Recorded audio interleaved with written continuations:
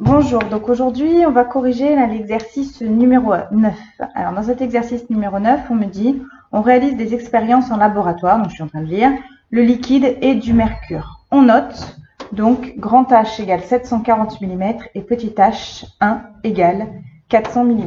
Donc l'expérience est ici et j'ai donc mes deux tubes en U. On me demande de déterminer avec différentes unités la pression ici au point A, ainsi que la pression au point C. Pour déterminer la pression au point A, on voit en fait que cette pression au point A, P1, c'est égal à la pression atmosphérique. Donc cette pression atmosphérique, c'est la pression en A.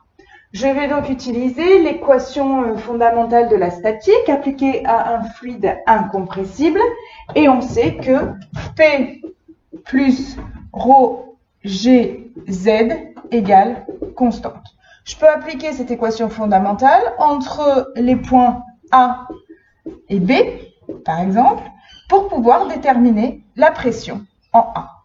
Donc, entre A et B, qu'est-ce que j'ai? Donc, j'ai PA plus ρGZA égale la pression en B plus ρGZB.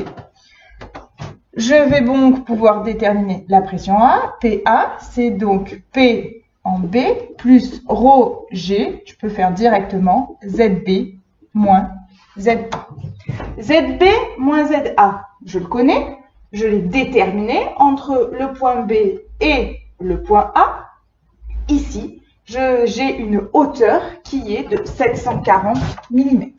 Donc là, ça va être la hauteur grand H.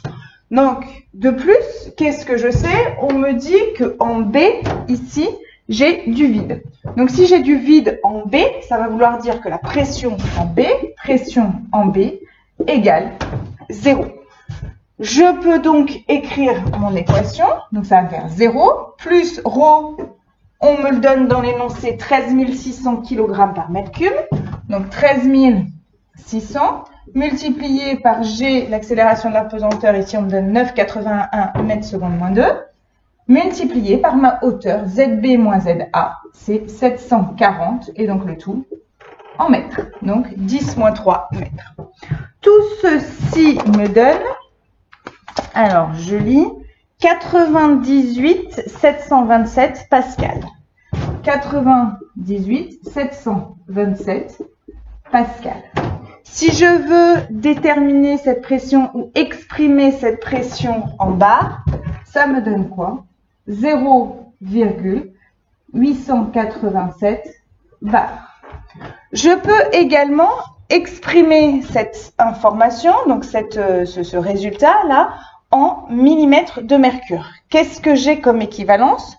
Je sais que 760 mm de mercure correspond à la pression atmosphérique. Ma pression atmosphérique normale, dans les conditions normales, c'est 1,013 bar ou 1013 hectopascal.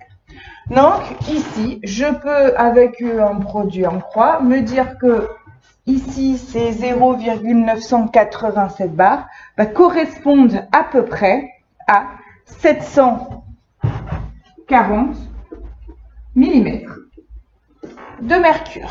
Donc on voit que c'est comme ça aussi qu'on peut construire un baromètre à mercure avec un tube en U où je vais avoir du vide et du coup la hauteur ici pourrait être transformée ensuite en pression qui serait la pression atmosphérique.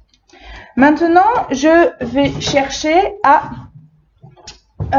déterminer l'autre pression. Donc, on me demandait également de calculer, donc j'efface, la pression en B.